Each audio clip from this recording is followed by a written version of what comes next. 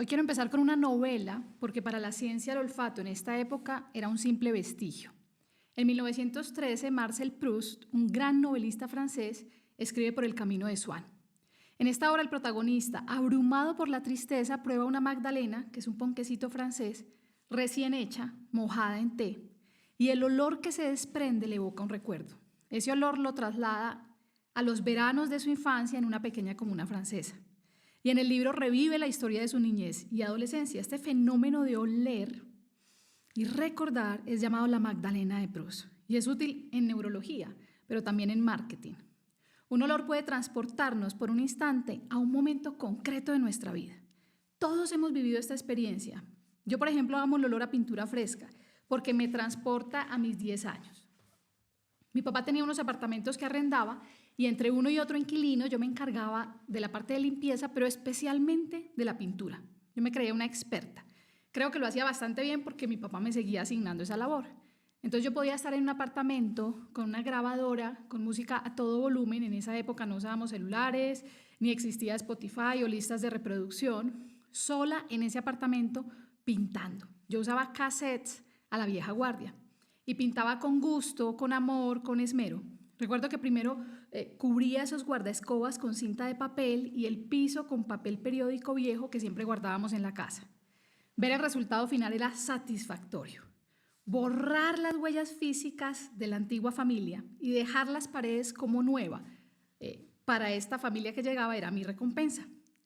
Hoy, al oler pintura fresca, revivo esos momentos. Siento como una sensación de orden, propósito, autonomía, satisfacción, aprobación, me embarga el optimismo. Y es que cuando volvemos a la infancia recordamos lo que fuimos, se refuerza nuestra identidad. Estamos tan felices recordando estos momentos que el presente o las preocupaciones de hoy duelen un poco menos. Y aquí ocurre algo interesante, porque al cerebro siempre le importa mucho la primera vez de todo, el primer beso, ese primer olor. Cuando por primera vez nos topamos con ese aroma, el significado positivo o negativo se vincula estrechamente. Por eso los aromas usualmente nos llevan a la infancia, casi siempre antes de los 10 años. Yo aquí pensando, antes de los 10 años tuve que haber olido pintura fresca. Por supuesto, los escenarios eran la familia unida a brochazos pintando en unidad. Entonces siempre me genera una sensación positiva. Pero la medicina despreció el sentido del olfato en los humanos. Y así crecí yo en este mundo médico pensando que poco o nada podía oler. Habían dos razones fundamentales en la historia de la ciencia. La primera es que los anatomistas del siglo XIX eran localizacionistas. Ellos buscaban en el cerebro áreas y decían, esto funciona para esto. ¿Cuál mapa? Estaban poniendo nombres y funciones a cada parte. Y el olfato estaba representado por el bulbo olfatorio, que son estas tiritas que vemos acá alargaditas, que están justo encima de la nariz y solo representan el 0.01% de todo el volumen cerebral. Esto, comparado con el tamaño del bulbo olfatorio de los ratones, por ejemplo, que es el 2% del volumen de su cerebro, 20 veces mayor, en los humanos parecía despreciable.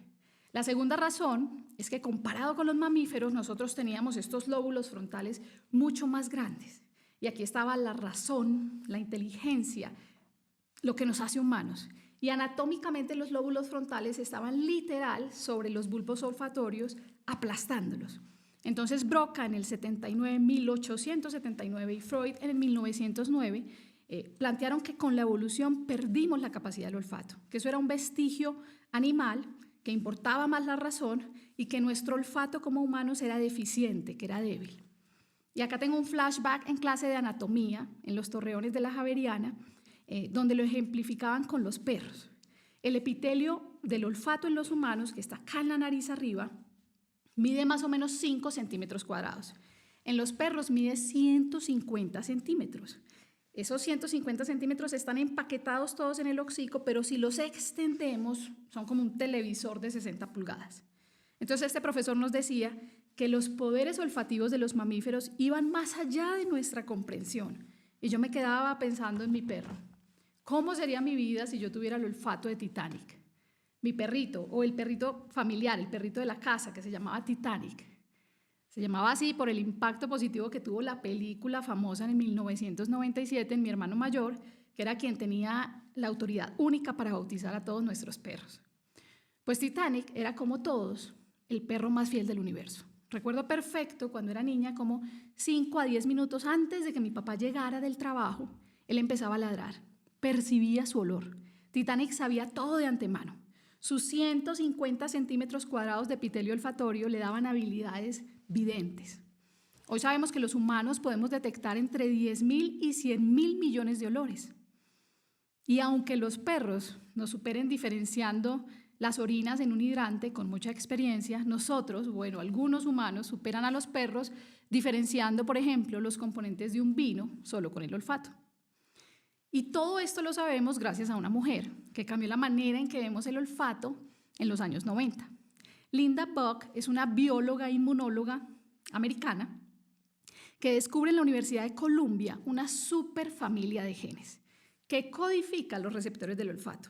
Y ella detalla de manera elegante toda esa base molecular. Pues fue tal el descubrimiento que en el 2004 obtiene el Premio Nobel de Medicina. Y al año siguiente del descubrimiento la contratan en el Departamento de Neurobiología de Harvard, donde establece su propio laboratorio, en el 2004, una mujer. Así que después de que en el siglo XIX los grandes médicos despreciaran el sentido del olfato por su pequeño tamaño anatómico, esta mujer descubre una familia de genes, la más grande del genoma humano, que eran los genes del olfato. Pero ¿cómo así? ¿Por qué tantos genes para receptores del olfato, para la nariz, que es tan pequeñita, para los bulbos olfatorios, que son tan pequeñitos? Pues resulta que olemos con todo nuestro cuerpo, no solamente con la nariz. Tenemos receptores de olfato, claro, en el epitelio olfatorio, en el músculo, en los riñones, en los pulmones. Estos sensores químicos están en diferentes partes del cuerpo. Y este conocimiento fue revolucionario. Incluso los espermatozoides tienen estos sensores químicos que los guían en dirección hacia el óvulo, es decir, hasta la fecundación es guiada por el olfato. Antes de la publicación de Linda, habían en promedio esos 30 años anteriores 80 publicaciones por año. Después de esta publicación, en 1991, hay 44.380 estudios publicados, o sea, se disparó la publicación en olfato. Y es que ningún otro sistema sensorial posee una neuroanatomía tan ligada a la memoria y las emociones como el sentido del olfato. Por eso ninguno nos conecta tanto con nuestro cuerpo y con nuestra historia. Esto le otorga al olfato un matiz emocional, vívido.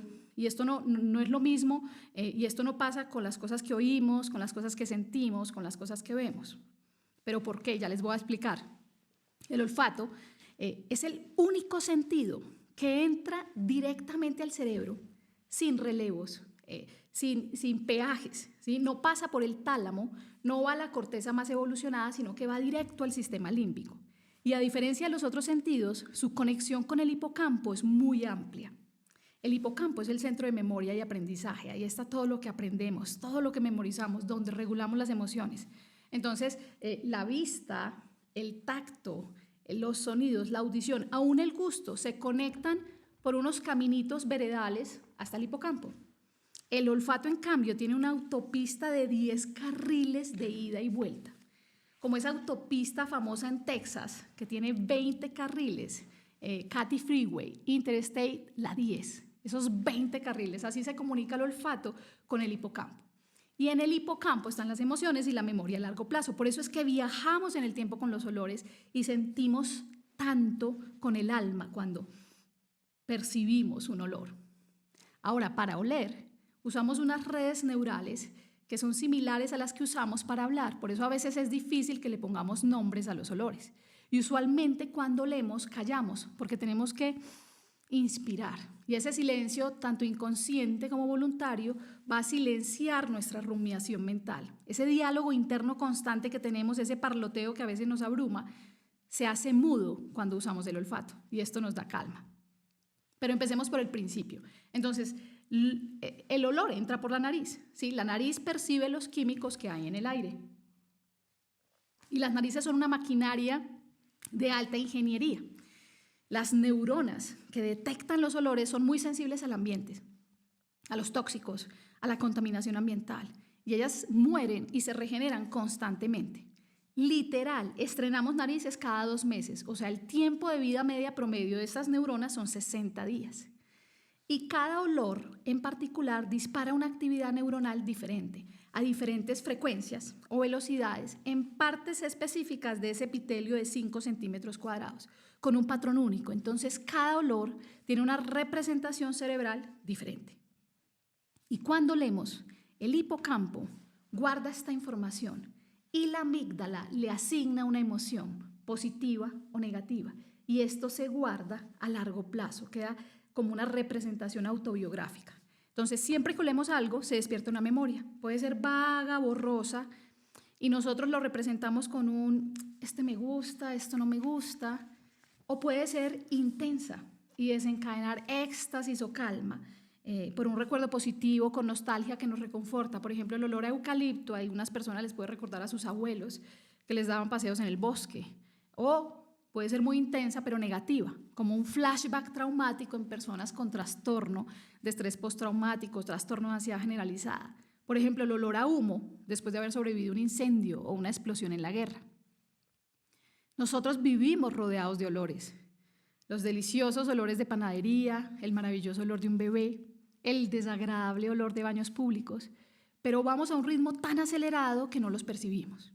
Porque para oler debemos parar y sentir, respirar por la nariz, inspirar, callar, casi que el cerebro pide silencio, incluso a veces cerramos los ojos cuando estamos oliendo algo, nos concentramos. Para activar las neuronas de ese epitelio requerimos estar atentos.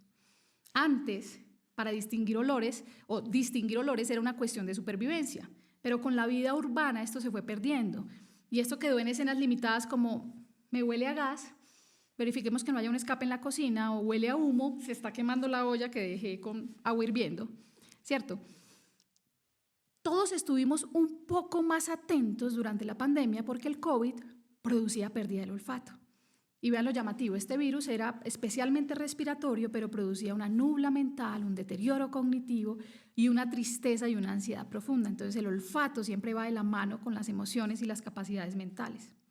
Estos años de pandemia, la pérdida del olfato era un signo de alarma, por eso estábamos tan atentos. Me va a dar COVID, de pronto me voy a morir, sí. Ay, hoy estoy oliendo mal, y estábamos como un poco más sensibles, pero al tiempo usábamos las mascarillas que nos aislaban un poco de esa capacidad de oler aromas.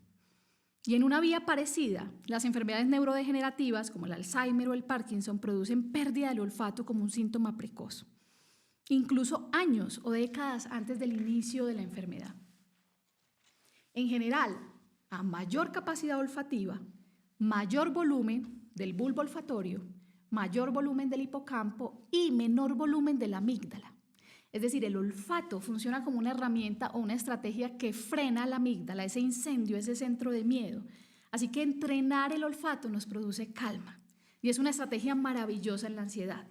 Ustedes han notado bienestar cuando vamos a un spa, cuando vamos a un sitio donde hacen masajes o a una peluquería. Gran parte de la ecuación de ese bienestar son los olores. Miren el boom de las esencias que ahora nos venden spray para la almohada, para la ropa, para el baño, para la cocina, para el carro, para todo. Este bienestar que generan los olores se demostró en un estudio científico que se hizo en Alemania en el 2017. Allá evaluaron 91 participantes, adultos entre 50 y 84 años, y los dividieron en dos grupos. A unos les hacían entrenamiento del olfato y a otros entrenamiento cognitivo con sudoku. Hacían sudoku 2 veces al día. Y eso lo hicieron durante 5 meses.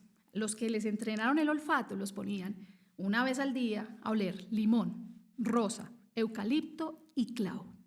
A los 5 meses evaluaron a los pacientes. Les miraron la función cognitiva y varias evaluaciones y encontraron lo siguiente. Primero, claramente habían mejorado en el olfato, ¿cierto? Reconocían ya perfecto esos 4 olores. Lo segundo es que tenían más función verbal. El lenguaje había mejorado en las personas que entrenaron el olfato, y esto fue algo sorpresivo. Y lo tercero, había bienestar emocional. Tenían menos síntomas depresivos que 5 meses antes cuando empezaron el estudio.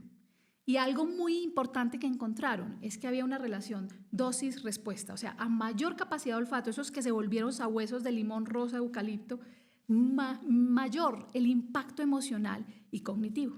Entonces, este estudio fue clave para demostrar que entrenar el olfato genera neuroplasticidad, produce neuronas, tanto en el bulbo olfatorio como en el hipocampo. Y es que siempre se había sabido que las personas con depresión tienen más riesgo de perder el olfato o de tener pobres capacidades del olfato, tener hiposmia. Y las personas con pobre capacidad para el olfato tienen, y menos tamaño de este bulbo olfatorio, tienen más riesgo de desarrollar depresión. Entonces no sabemos si fue primero el huevo o la gallina, pero sí sabemos cómo corregir esto. Y es fácil, simplemente tenemos que volver a oler, volver a olfatear como mamíferos, volver un poco a la caverna. Este mundo actual a veces se siente casi inoloro, en fragancias naturales, y al contrario lleno de aromas artificiales. La Biblia, por ejemplo, está impregnada de perfumes, bálsamos, aceites exóticos, lirio, enebro, nardo, aloe, mirra, incienso. Mi cerebro no reconoce ninguno de esos. No sé el de ustedes, yo apurado reconozco la canela. Ahora vivimos además muy limpios y ocultamos nuestro olor con fragancias artificiales, entonces olemos a jabón, a champú, a crema, al desodorante, al perfume, al spray, a la pasta dental.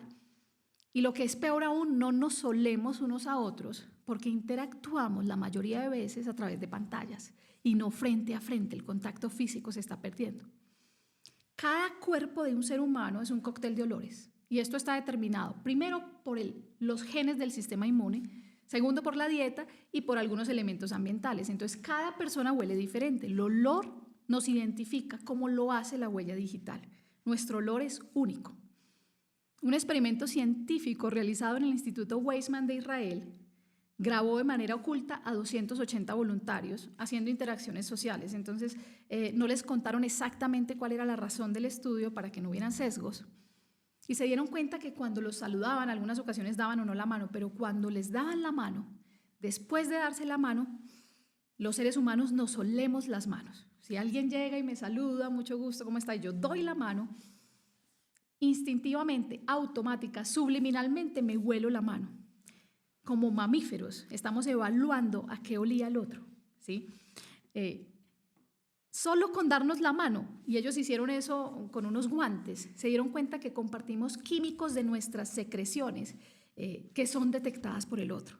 Y claro, como olemos a nuestro sistema inmune, a nuestro material genético, también se ha demostrado que las mujeres buscan ese olor en el hombre.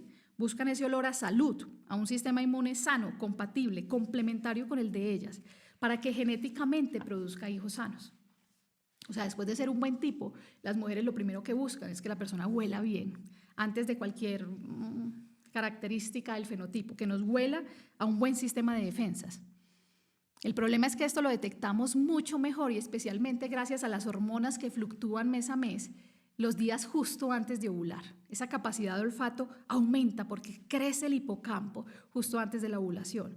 Pero vivimos en un mundo de planificación y anticonceptivos en donde millones de mujeres no ovulan, entonces perdimos ese poder. También se ha demostrado, y esto es muy interesante, que cuando olemos parecido hay más posibilidad de que seamos amigos. Y esto se publicó en Nature. Se han dado cuenta que hay amigos con los que congeniamos a la primera, que los vemos y decimos, ay no, es que hizo un chiste tan charro, que eso tiene que ver conmigo y la mirada que hizo, cómo se comportó, me cayó bien. Esa química que tenemos realmente es posiblemente el olor, sencillamente huelen como nosotros. Entonces, al sentir su olor, porque hicimos clic de inmediato, nos sentimos identificados, decimos, tienen nuestro ADN, son de los nuestros y congeniamos porque olemos similar. Entrenar nuestro olfato mejora nuestras emociones, calma la amígdala, que es ese incendio del temor, disminuye el riesgo de depresión, crea neuronas en el hipocampo, o sea, un banco de neuronas para la vejez y por lo tanto reduce el riesgo de demencia y nos da más sabiduría en toma de decisiones de relaciones sociales, porque si somos más conscientes de lo que sentimos cuando percibimos ciertos olores, tendremos más inteligencia emocional. Y toda esta información las conocen las empresas de marketing. Por ejemplo, una empresa muy reconocida que produce un jabón millonario, porque todo el mundo lo compra, le puso una combinación de olores ganadora y ellos creen que esa es la clave para que las personas consuman el producto. Huele a 3 cosas: cítricos, limón, que comunica limpieza, frutas dulces, especialmente manzana, que genera una sensación de confort, y flores, en este caso rosas, que nos hacen pensar como en el amor materno. Entonces tenemos que estar alertas, porque así como la comida procesada e industrial aplica colores y olores artificiales, Las empresas de mercado nos convencen de comprar lo que queremos antes de que nosotros sepamos que lo queremos. Los olores pueden alterar las conductas y ellos conocen esa información. Yo, al igual que la gran mayoría de ustedes, me declaro analfabeta en olores. Apenas este año he empezado a ser consciente de esos beneficios neurológicos tan profundos y estoy en un entrenamiento personal al cual los invito hoy. Tengo algunas recomendaciones prácticas y sencillas. La primera es: usemos los aromas naturales de los alimentos, de la naturaleza, los olores en nuestra familia, de los perros, para proteger nuestro cerebro, para mejorar el bienestar, para potenciar las funciones cerebrales. No los estoy incitando a comprar fragancias artificiales, esencias, aceites. Especialmente me parecen muy concentrados y fuertes. Yo ya lo intenté. Y esto puede dificultar el entrenamiento. Podemos empezar con olores reales. Aunque si están felices usando esencias o fragancias, maravilloso, pero usen dosis bajas, concentraciones poquitas, goticas, porque recuerden que esas neuronas son muy sensibles. Segundo, hagan de esto una práctica diaria, intencional. 5 o 10 minutos al día, ojalá en la mañana. Podemos irnos a la cocina, a oler canela, café, limón, chocolates. Cojan 4 olores como hicieron en el estudio de Alemania. Si tienes flores en la casa, maravilloso. O eucalipto, menta, si tienes una aromatiquera natural. Y en pausa, en silencio, inspiren lentamente con los ojos cerrados. Perciban el olor, disfrútenlo, deleítense. Los aromas alegran el corazón. Tercero, si ustedes huelen algo en un espacio en particular, llegan a un sitio y perciben un olor, búsquenlo, rastréenlo como mamíferos, encuéntrenlo, así estén en la casa, en un espacio abierto, en un viaje, estén atentos a esos olores. Y aunque la percepción sea vaga y ustedes digan es un poquito, no se confundan porque la respuesta emocional es poderosa. Entonces sigan entrenando sin desfallecer. Yo les aseguro que en 6 semanas van a notar la diferencia.